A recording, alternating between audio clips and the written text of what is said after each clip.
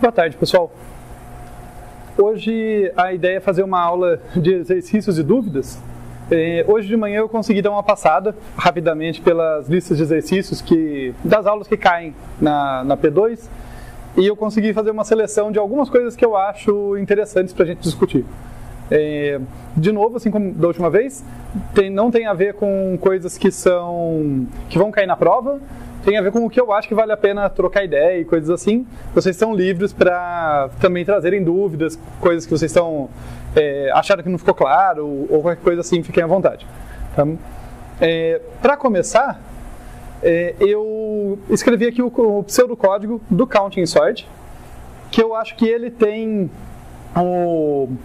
um tipo de análise que a gente pode fazer nele que é bem interessante, que eu recomendo vocês fazerem não só com ele, mas com outros algoritmos que vocês estudem, mas ele é emblemático, já vai ficar claro o porquê. E daí serve como uma certa revisão desse assunto, né? Acho que por isso justifica a gente trocar uma ideia sobre isso. Inclusive, eu comecei falando, né, meu critério de seleção não foi questões que vão cair na prova, foram coisas que eu achei interessantes, mas com uma nuance. Eu percebi que eu acabei selecionando bastante coisa de fundamentos. Eu acho bastante importante que... Vou fazer um parênteses. Quando eu estava estudando cálculo, por exemplo, que não é uma disciplina na qual eu sou particularmente bom, né? Computeiro gosta de matemática discreta, essa coisa de matemática contínua é sempre confuso. Mas ainda assim me incomodava muito ter que usar uma regrinha pronta de uma derivada, uma integral, sem entender de onde ela veio. Sabe? Normalmente isso me incomoda profundamente, tanto que a gente usa PA e PG, que não são as coisas mais complexas do mundo de modo algum, né? As fórmulas ali. Normalmente quando eu vou usar a gente deduz na hora, porque é legal a gente saber de onde as coisas vêm e tal. E é a mesma coisa com análise de algoritmos, com compreensão de algoritmos. Então eu selecionei bastante coisa de fundamentos, assim, sabe? Para conseguir entender uma árvore, conseguir entender um grafo, quais são as bases ali, que eu acho que são coisas legais para a gente discutir. Nessa linha de fundamentos, pouca coisa é mais fundamental em computação do que laços, né? Os algoritmos mais simples que a gente tem por aí usam laços. E o Counting Sort é um privilegiado nesse quesito, né? O pseudocódigo dele aqui, o código dele no caso, tem 5 laços. Curiosamente, nenhum laço aninhado, né? E disso depende inclusive a eficiência dele, mas são 5 laços. Um algoritmo que tem vários laços, ele traz uma oportunidade para a gente. Me perdoem se eu já discuti isso com vocês antes, porque eu tenho certeza que já discuti isso com alguma turma no passado. Eu não sei se eu trouxe exatamente essa questão quando a gente está falando do Counting Sort ou se passou batido. Mas, de qualquer forma, a questão é: o que acontece se eu modificar a ordem dos laços? Não a ordem entre eles, não um para cima e outro para baixo, embora também possa ser uma questão interessante, mas eu falo a ordem na qual eu percorro os laços. Tá? Pode parecer uma questão boba, mas pensem por um instante, quantos algoritmos que a gente faz, que a gente vai percorrer um vetor, fazer qualquer coisa assim, e a gente vai lá, para i igual a 0 e i menor do que alguma coisa. E uma pergunta que me parece pertinente é: precisa ir do menor para o maior? Ou é só conveniência? Se eu mudar essa ordem do maior para o menor, ainda funciona? Só essas duas ordens funcionam? Ou uma ordem arbitrária também funcionaria? Porque note, é mais prático ir do menor para o maior do que criar uma ordem arbitrária por nenhum motivo. Mas conseguir responder se colocar uma ordem arbitrária quebraria o algoritmo ou não, traz um conhecimento mais profundo do que diabos aquele algoritmo está fazendo. Entendem a questão? Então, o Counting Sort, como eu falei, ele é privilegiado nisso, por isso sempre que eu ensino ele, me dá essa vontade de fazer esse tipo de questionamento, sabe? Porque, poxa, 5 laços, né? O que acontece se a gente trocar a ordem em cada um deles? Tá? Então vamos relembrar basicamente aqui o que cada laço está fazendo. Tá? E daí vocês vão me dizer sim ou não, a gente vai marcando aqui, quebra ou não quebra, tá? No funcionamento. Então, primeiro laço aqui, olha, para val, né? A minha variável auxiliar val aqui, indo de 0 até r-1, vai incrementando, pred, que é um vetor auxiliar meu aqui de val, recebe 0. O que esse cara está fazendo aqui? A semântica dele, de jeito mais simples, é inicializando o pred, né? Esse pred eu vou ajudar vocês a lembrar, porque não é nada óbvio, o Counting Sort desse formato não é óbvio. Ele começa contando o número de ocorrências de cada vetor, de cada valor, perdão. Ele começa contando o número de ocorrências de cada valor e num determinado momento ele vai passar a contar o número de ocorrências dos predecessores daquele valor. Tá? Então muda a semântica ali no meio. De qualquer forma, no início, está inicializando o pred, né? Só isso. Se eu trocar a ordem desse laço, Continua funcionando? Continua, né? Estou fazendo uma operação muito simples, estou só atribuindo o zero ali, tanto faz a ordem, maior para o menor, menor para o maior, ordem arbitrária, primeiro os pares, depois os ímpares, whatever, vai funcionar. Então esse aqui é seguro mudar a ordem. O próximo aqui. No próximo, a gente está percorrendo, vejam que não é por acaso que eu troquei a variável para ajudar na nossa interpretação. O val percorre o pred, tá? Porque ele é um valor e eu sempre indexo na minha cabeça, tudo é índice, mas eu estou indexando o vetor pred por valor, porque essa é a lógica do counting sort, né? É contar valores. Agora aqui não, o i está indexando o vetor original, tá? Então eu vou passar de 0 até menor do que n, e incrementando. Val recebe vi, né? E daí pred val mais 1 é incrementado, né? Na posição val mais 1 ele é incrementado. O que esse laço está fazendo? Ele está contando o número de ocorrências de val. Por um detalhe técnico que a gente já vai falar, ele está fazendo isso e guardando na posição val mais 1, está guardando deslocado. Mas tudo bem, guardar deslocado é um detalhe. Ele continua contando o número de ocorrências de cada valor. E aí, contar o número de ocorrências de cada valor. Se eu mudar a ordem que eu percorro o laço, muda alguma coisa? Alguma coisa quebra? Não, né? Não quebra. É seguro aqui, mas vamos argumentar, ele é menos óbvio que o anterior. Vamos argumentar para a gente conseguir enxergar aqui por que não quebra.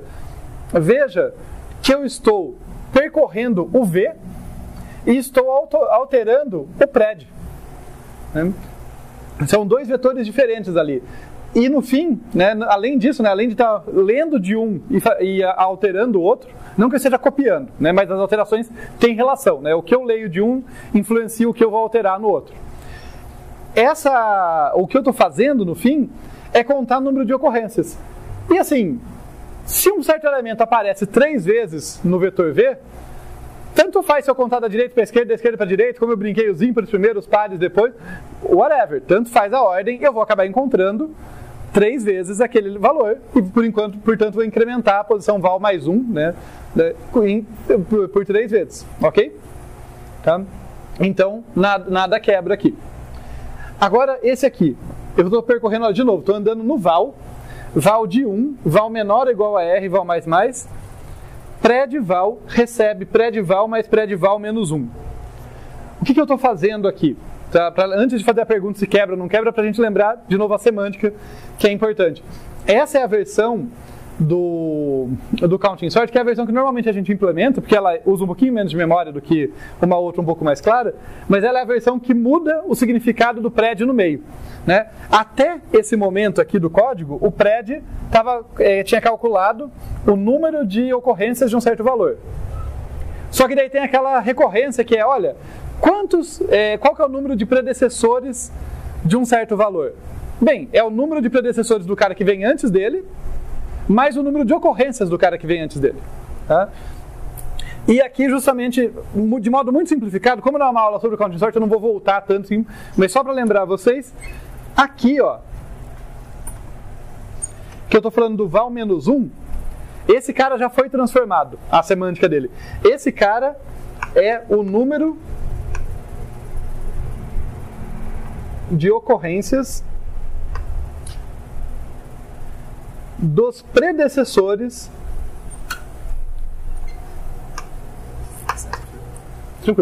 de val menos 1. Esse cara está guardando o número de ocorrências dos predecessores. Enquanto que o pred val ainda não foi transformado, afinal a atribuição para ele vai ser agora, né? Ele está guardando o que estava guardando antes aqui, né? Que era, vamos colocar com outra cor,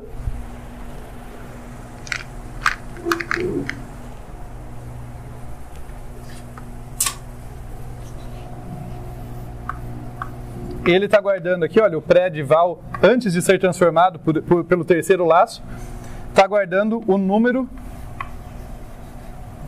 de ocorrências do val menos 1. Tá? É do valor val menos 1 e não dos predecessores. Tá? Então, são duas semânticas diferentes. Tá? É sutil. Como eu falei, eu não vou poder entrar em todos os detalhes do porquê acontece isso. A gente discutiu bastante isso lá na aula de counting sort e no início da aula de radic sort. A gente voltou nisso em algum momento. Mas, dada essa semântica, então, o que esse laço está fazendo é pegar essa informação que estava lá, né, que é o número de ocorrências de val menos 1, e conforme ele vai compondo ela, ele vai calculando o número de ocorrências do predecessor de cada valor. Tá? Saber quantos caras vêm antes de cada valor, basicamente. E aí, se eu mudar a ordem desse laço, continua funcionando ou quebra? Quebra. Agora quebra. E por quê? Bem, um jeito fácil de perceber é que, diferente dos dois laços anteriores, né, que aqui eu estava só atribuindo um valor fixo e aqui eu estava lendo de um vetor e colocando em outro, aqui, vejam que eu estou interagindo com o próprio pred. Né? Eu dependo, para isso aqui funcionar, o pred val está recebendo o próprio valor do pred val e o pred val menos 1. Se eu não for dos menores para os maiores, tá? Se, por exemplo, eu inverter e começar a ir dos maiores para os menores, quando eu fizer essa atribuição, lá no final do vetor, né, o último valor, o R menos 1, vai receber o pred de R. O pred de R menos 1 mais o pred de R menos 2. O R menos 2 não está transformado ainda quando eu vou usar ele. Essa semântica quebra. Né? Isso aqui só funciona porque eu vou do menor para o maior, porque eu vou transformando. Conforme eu vou crescendo, os valores eu vou transformando eles. Tá? Então esse aqui, se eu mudar a ordem, quebra. Tá? Esse laço aqui de fato quebra. Ok? E o próximo? O próximo é meu favorito. Ó, nesse laço aqui... aliás, só fazer uma observação sobre esse aqui. Tá? Se a gente estivesse trabalhando com a versão que eu tinha o vetor ocorrências e o vetor predecessor, né, número de ocorrências do predecessor, separados, não quebraria. Tá? Daí poderia mudar a ordem, porque eram dois vetores separados. Então, eu não precisaria que eles estivessem no ponto certo do corte, vamos dizer assim, né, cada um com uma semântica para dar certo. Tá? Mas de novo, para perceber isso, voltem lá, vejam a versão simplificada disso, vocês vão ver que daí não quebra, se eu tivesse dois vetores separados, mas desse jeito a ordem é essencial para funcionar. Agora, como disse, esse quarto laço aqui é meu favorito, para i igual a 0, i menor do que n, i mais mais. Eu pego o valor aqui, né, é o valor que eu estou trabalhando naquele momento, o valor do VI. Aliás, desculpa, eu fico abrindo parênteses dentro de parênteses. Deixa eu destacar com uma cor aqui, ó. Embora a gente esteja só revisitando o counting sort rapidamente aqui, é aquele negócio, revisitando o counting sort, mas fazendo um exercício de compreensão de algoritmo, que é uma coisa mais ampla, né? Eu fiz questão de fazer essa versão aqui do counting sort, em que eu uso essa variável auxiliar aqui dentro, né? Val recebe VI, val recebe VI, e depois eu uso val ali. Notem que nesse código eu podia ter colocado VI direto ali. Mas a gente já viu, usando essa aula para relembrar vocês, né? Aplicação do counting sort para o radix sort, por exemplo, né? Dentro do radix sort, em que a chave que eu estava operando era apenas um dos dígitos do valor, né? Então nem sempre o valor, né, o valor que eu vou trabalhar e o elemento vão ser a mesma coisa. Por isso que eu faço questão de separar. Isso aqui é um jeito de dizer, olha, nesse caso, o valor é o próprio elemento, mas podia ser um dígito dele, podia ser um campo dele, se for um cara que tem vários strokes, né? Eu sempre gosto do exemplo, dia, mês e ano. Né? Então eu vou fazer um radix sort que não é dígito a dígito, mas é por campo. Né? Primeiro eu ordeno por... depende se for do mais ou por menos. Né? Se é o least significant digit radix sort, eu iria primeiro ordenando por dia, depois por mês, depois por ano, mas como é estável, mantém. Né? Então, eu posso fazer várias versões do counting sort, do radix sort, que trabalham com o valor sendo pedaços diferentes da chave. Por isso que eu gosto de destacar aqui. Nesse caso, é o próprio elemento, mas não precisa ser. Se não for, é aqui que vocês mudam. Tá? Faz sentido? Agora, feito esse parênteses, vamos lá. Então, esse laço, estou passando por todos os valores do vetor original, né, para i igual a 0, i menor do que n, i mais mais. É igual a 0 e menor do que n mais mais. Eu pego o valor aqui, e daí foi para isso que eu calculei o pred, né? Olha, eu uso pred de val, né, que é o número de predecessores daquele valor, como índice no vetor auxiliar em que eu vou copiar aquele valor. Do vetor original, vou copiar para o auxiliar naquela posição. E por que essa posição está correta? Né? Por que isso aqui está certo? No caso, o pred de val está correto para copiar. Justamente porque eu contei quantos caras vêm antes daquele valor. Né? Se a semântica do pred está certo até o laço anterior, então nesse ponto está correto fazer essa cópia. Daí eu sei quantos caras vêm antes de mim e como o vetor começa no 0, essa é exatamente a posição em que eu tenho que copiar aquele valor. Pode perguntar. perguntar se esse algoritmo é estável, a capacidade de explicação, você vai pegar o primeiro elemento, depois vai para frente, então vai manter a ordem? Então, deixa eu retribuir sua pergunta com uma pergunta. Você perguntou sobre por que ele é estável. Então eu vou perguntar aqui, assim, ó, está compreensível? Desculpa, atropelou umas coisas aqui, mas rapidinho. Relembraram o que esse laço faz? Só porque eu estou indo primeiro a semântica para depois a análise, né? Relembraram o que ele faz? Tá? Ele pega um valor e daí ele copia aquele elemento na posição que aquele valor tem que cair. A posição que aquele valor tem que cair é dada pelo número de predecessores que aquele valor tem. Se tiver muita gente antes dele, ele vai cair mais para frente no vetor. Se tiver pouca gente, vai cair menos. É intuitivo. E daí eu tenho que atualizar o número de predecessores dele. Porque se tiver cópias daquele valor, que aí conecta com a sua questão sobre estabilidade, né? Se tiver vários elementos que têm o mesmo valor de chave, o mesmo val, elementos diferentes com o mesmo val, com o mesmo valor de chave, eu tenho que mandar para frente. Ok? A semântica está certa? Pode perguntar. Então, inverter esse laço aí, faria ele ficar não estável. É por isso que tem relação com a sua pergunta. Então, é esse laço que torna o algoritmo estável e tem que ir do menor para o maior. Então, por isso que eu precisava fechar com a semântica antes de ver isso. Inverter esse laço não quebra o algoritmo, mas quebra a estabilidade. Né? Porque o cara que está mais à direita, eu vou encontrar ele primeiro e vou colocar ele na posição mais à esquerda. Daí, quando eu incrementar isso, vai ser o cara mais à esquerda que vai ficar para a direita e vai inverter. Pode perguntar. Essa pergunta ali, vai inverter todos, né? Isso. Exatamente. Isso também é interessante, porque olha, diferente de um selection sort que faz o caos, sai trocando, um quick sort sai trocando, então eu não sei onde os caras vão terminar, né? A corrigir a estabilidade de um quick sort, de um selection sort, eu preciso, até onde eu sei, de um campo adicional ali para desempatar a chave, sabe? Eu tenho que artificialmente fazer a chave que é menor receber um valor, receber a ordem ali como um dígito menos significativo, vamos dizer assim. Aqui, se eu inverter esse laço, a coisa deixa de ficar estável, mas ela ainda é preditiva, porque eu estou exatamente colocando ao contrário. Né? Eu estou colocando, se eu inverter esse laço, eu não vou ser estável, mas eu não vou ser simplesmente bagunçado, eu vou ser o inverso. Todos os elementos repetidos eles vão estar na ordem contrária ali. Né? O cara mais à direita vai estar mais à esquerda, o cara mais à esquerda vai estar mais à direita, assim por diante. Tá?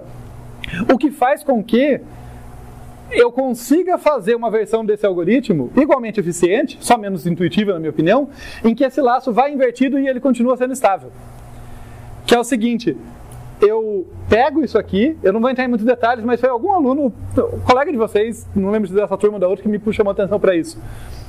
Eu inverto esse laço, só que daí aqui, ao invés de pegar o pré-val, o número de predecessores do val como base, eu pego do pré-val mais 1. Que é o cara que vai me suceder. Né? E daí eu vou colocando os caras do fim para o começo. Tipo, veja, eu percorro os elementos do fim para o começo e eu vou colocando os caras de pré-val mais 1 para trás. Tá? Então, se vocês pensarem, é meio esquisito, como eu falei, é menos intuitivo, mas é como se fosse algo assim, olha, no vetor ordenado, tem aqui, essa é a posição que o pré-val está indicando.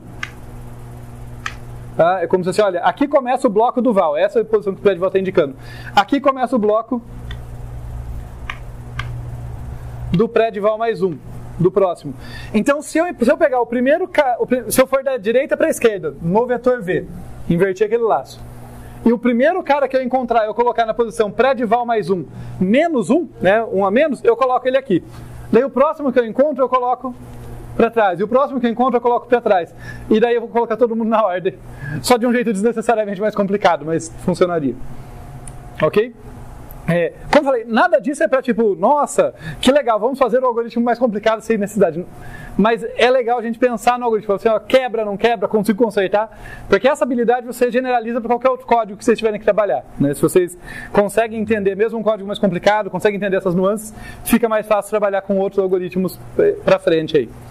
Então, legal, esse cara aqui é a resposta. Então, assim, isso aí é uma correção não trivial de fazer, né? Porque muda o código. Se eu simplesmente inverter aqui, ele quebra a estabilidade, especificamente. Né? Ele não vai deixar de dar a resposta correta no que diz respeito à ordenação para o valor corrente, mas ele vai quebrar essa habilidade. Se ela for importante, por exemplo, na aplicação do counting sort para resolver o radic sort, ela é importante. Daí o algoritmo, o radic sort pararia de funcionar, se o counting não for estável. Tá? E por fim, o último laço. No último laço, a semântica é muito simples, né? Estou copiando os caras que eu coloquei em ordem no AUX de volta para o V. Quebra ou não quebra? Não quebra, né? Então, essa última aqui, tranquilo. Foi como eu falei no início, gente, o counting sort é um exemplo particularmente interessante para fazer esse tipo de pergunta, porque ele tem 5 laços. Mas esse é um algoritmo interativo a gente vê toda hora. É uma pergunta que, se vocês tiverem em mente ela, normalmente vai ser um bom gancho para vocês entenderem mais profundamente qualquer coisa que vocês estudarem de algoritmos. Tá? Se pegar pega o insertion sort. Se eu trocar a ordem aqui, ainda funciona?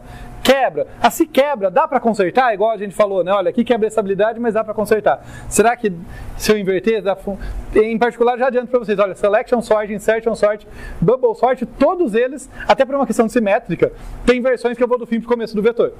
A gente não ensina elas porque elas são menos intuitivas, mas dá para fazer. Né? Então, todos eles dá para... Se eu inverter um laço simplesmente, quebra coisas. Mas se eu quiser fazer ele indo do fim para o começo, dá para consertar.